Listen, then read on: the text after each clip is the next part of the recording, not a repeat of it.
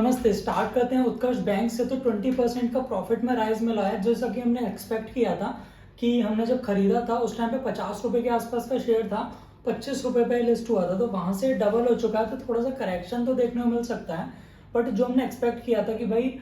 2 साल 2.5 साल में अगर इसको हम डबल की तरफ देखते हैं तो उसमें कैसा रिजल्ट आए, तो हमने सोचा था कि भाई 20-25% का अगर रिजल्ट आता है तो ये वहाँ उस रास्ते पे जाते हुए दिखता है कि हाँ भाई यहाँ से डबल हो सकता है। अब बट अभी 25 रुपए से 50 रुपए का हुआ है, तो इसका रिजल्ट आने के बाद 20% का ग्रोथ आया प्रॉफिट में, उसके बाद भी शेयर 2-2.5% गिर पड़ा।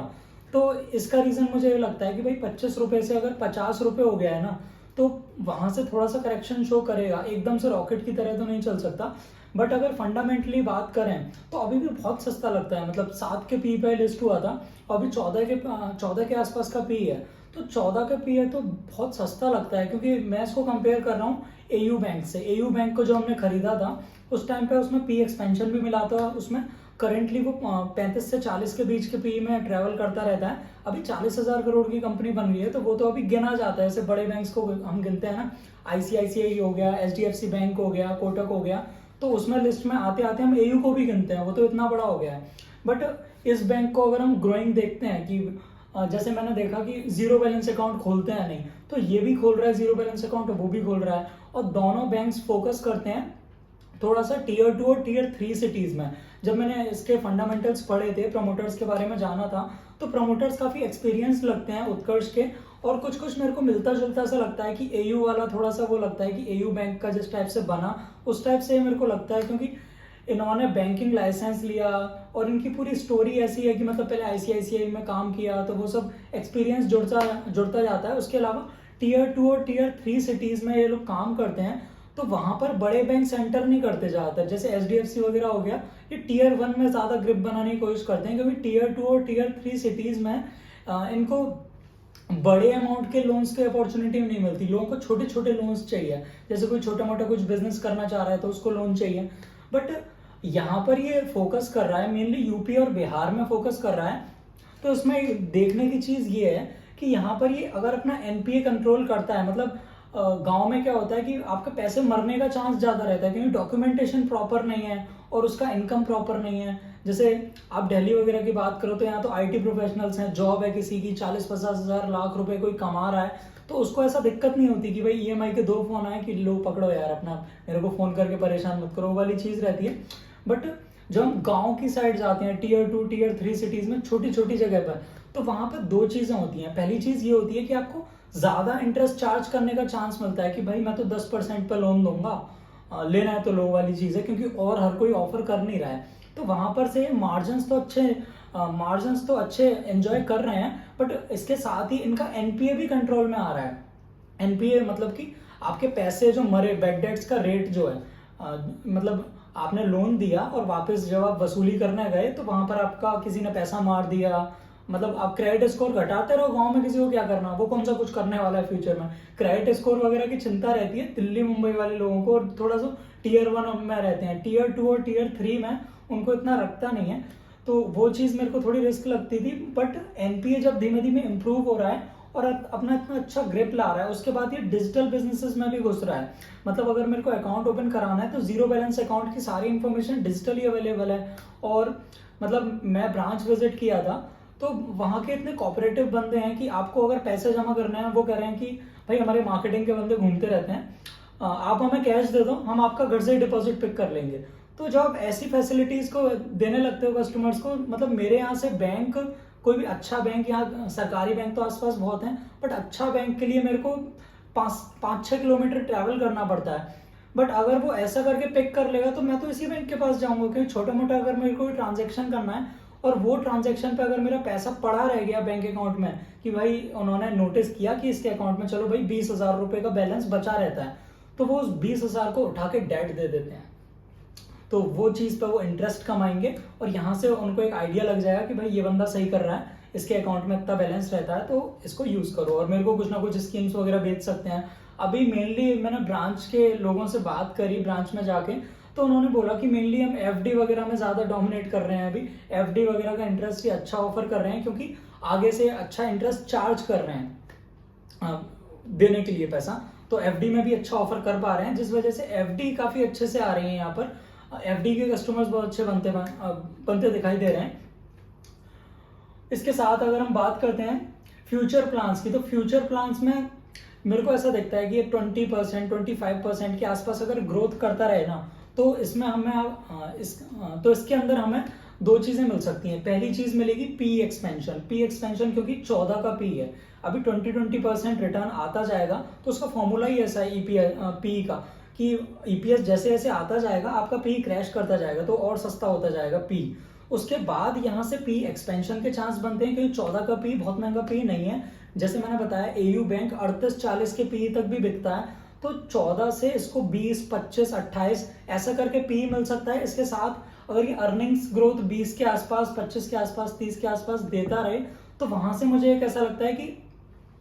उस ग्रोथ से पी एक्सपेंशन के साथ ईपीएस ग्रोथ का भी फायदा मिल जाएगा शेयर में। तो मेरे को ऐसा लगता है 2, 2.5, 3 साल में 2 या 3 गुना हम एक्सपेक्ट कर सकते हैं। फॉरवर्ड लुकिंग स्टेटमेंट में दे नहीं सकता, बट हमारे पोर्टफोलियो में है, ये जो सोच के हम लोगों ने लिया है मैं वो चीज बता रहा हूँ आपको। इसके अलावा बात कर लेते हैं न्यूजन सॉफ्टवेयर की।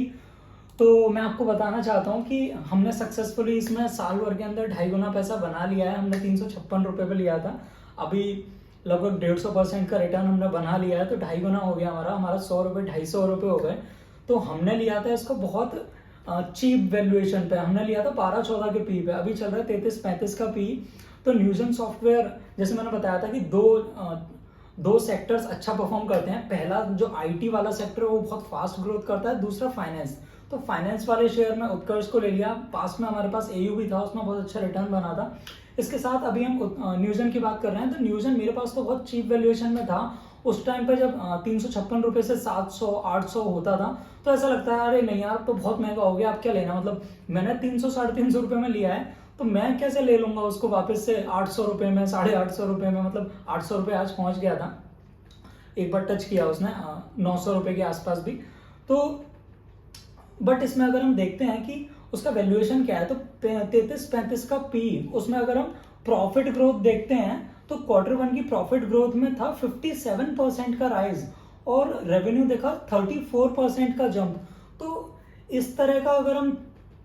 प्रॉफिट में राइज देखते हैं 57%, तो हम थोड़ा थोड़ा पी को इग्नोर कर सकते हैं, क्योंकि यहाँ पर जो ईपीएस आता है वो पी को बहुत फास्ट क्रैश करेगा। क्योंकि आप 1.5 साल में देखोगे अगर इस टाइप के रिजल्ट्स इसके आते रहे, तो वो पी को बहुत फास्ट क्रैश करेगा, तो वहां से आपका जो वैल्यूएशन है वो सस्ता दिखने लगेगा और वापस से शेयर बिकने के चांस आते हैं, तो वो चीज को देखना चाहिए। इसके साथ ही मैं इनके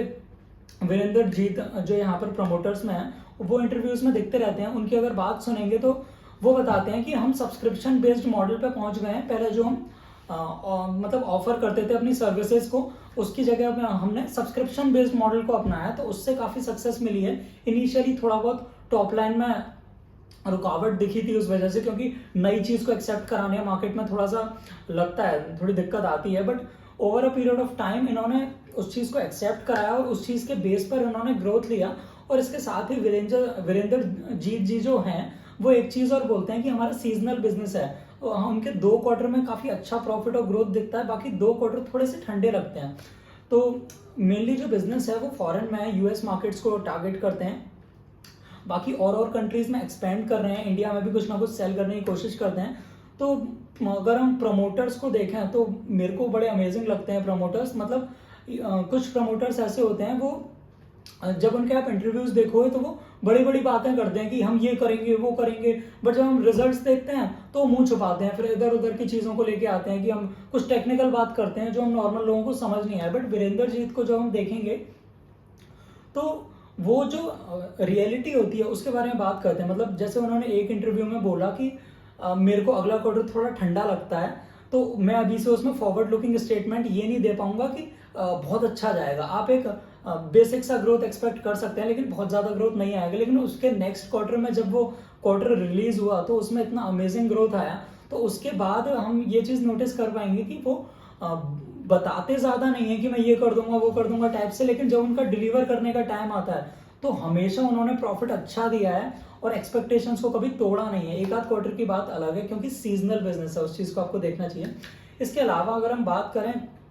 करंट मार्केट की तो यार कंसोलिडेट थोड़ा सा कर रहा है, एकदम से 18,600 से 20,000 टच करने से थोड़ा बहुत रह गया, तो कंसोलिडेशन तो बनता है, क्योंकि कंसोलिडेशन अगर नहीं होगा तो अगर हम बहुत ज़्यादा मार्केट को बढ़ा भी दें तो हमें तो अच्छा लगेगा कि यार पोर्टफोलियो में पैसा बढ़ रहा है, लेकिन वो हेल्दी नहीं है। उसके बाद जब वो क्रैश आता है तो मतलब डिप आता है तो वो बहुत डीप हो सकता है। बट अभी अगर करेक्ट करते हुए चलेगा और वो चलेगा जब अर्निंग्स आती जाएंगी उसके बेस पे, तो वो बहुत हेल्दी मार्केट होता है। जैसे कि अभी न्यूजन की अर्निंग आई 57% का प्रॉफिट में राइज हो गया, तो यहाँ से पीई को कट कर लेगा वो, उसका जो फॉर्मूला है उसके हिसाब से वो पी को क्रैश करता जाएगा और हेल्दी ग्रोथ बनेगा, जिससे क्या होगा, हाई पी नहीं दिखेगा। क्योंकि मेनली जब हाई पी हो जाते हैं मार्केट में तो आउट ऑफ फियर सेलिंग आती है, तो वहां से एफआईज भागते हैं, हमारे रिटेल इन्वेस्टर्स भागते हैं और म्यूचुअल फंड्स वगैरह हाथ खींच लेते हैं अपने कि भाई इतने हाई पी पे टूट गया तो क्या। तो इनका काफी मिली भगत टाइप की होती है कि एक जने ने बेचा तो सभी बेचने में लग जाएंगे, इस टाइप का कुछ होता है म्यूचुअल फंड्स में। और एफआईज अभी वापस से एंटर कर रहे हैं, बट हमारे जो रिटेल इन्वेस्टर्स हैं उन्होंने भी अच्छा डोमिनेट किया हुआ है मार्केट को, साधा हुआ है। इसके साथ हम दो चीज़ों पर नोटिस करेंगे। जैसा मैंने बताया, हमारी जो फाइनेंस मिनिस्टर है निर्मला सीतारमन जी, उन्होंने जो बजट दिया है और जो हमारे वो जो रोड्स के बनने के बारे में जो अनाउंसमेंट्स हुई हैं उसके वजह से मेरे को ऐसा लगता है कि जो इंफ्रास्ट्रक्चर के शेयर्स हैं, I am not talking about metal sector, वहां से बचना है, वो बर्बाद इंडस्ट्री है, बट जो इंफ्रास्ट्रक्चर के शेयर्स हैं, हेवल्स हो गया, पॉलीकैब हो गया, और इसमें जो छोटी छोटी कंपनीज है, स्मॉल कैप और मिड कैप, उसमें एग्रेसिव बैट लेना मेरे हिसाब से वर्थ इट रह सकता है, क्योंकि अपॉर्चुनिटी सामने से है। बहुत बजट आ रहा है, बजट आया इसके रिगार्डिंग कि भाई रोड्स में पैसा लगेगा और वहां से इंफ्रास्ट्रक्चर डेवलप होता है कि भाई दुकानें वुकानें बनेंगी, अगर रोड बनेगा तो उसके साइड में लोग निकलेंगे तो भाई उनको रेस्टोरेंट भी चाहिए, अगल बगल वो घर भी ढूंढेंगे कि भाई रोड अच्छा है, यहाँ के पास में कहीं घर मिल जाए, तो वहां से डेवलपमेंट स्टार्ट होता है। इसी के साथ ही अगर हम देखें कि आईटी का जो प्रॉब्लम चल रहा था वो प्रॉब्लम सॉल्व हो गया है, तो जो आईटी में जॉब करते हैं उन लोगों को जो दिक्कत आ रही थी उसके बाद कि भाई इतना निकाले जा रहे हैं, उनको काम पे नहीं रख रहे हैं, वो चीज़ भी सॉल्व हो रही है। तो वहां से अगर वो पैसा कमाते रहेंगे तो वो भी सोचेंगे कि भाई चलो गाड़ी खरीदते हैं, घर खरीदते हैं। तो जब वो गाड़ी घर खरीदेंगे तो वहां से हमारे शेयर्स चलते हैं, क्योंकि जब वो घर खरीदेंगे उसमें पॉलीकैब के वायर्स लगेंगे, एस्ट्रल के पाइप लगेंगे, तो ऐसे करके देखना चाहिए। इसके अलावा बात कर लेते हैं टाटा पावर की। तो यार टाटा पावर मैंने अभी कुछ टाइम पहले ही निकाला था, उसको निकालने का रीज़न ये था कि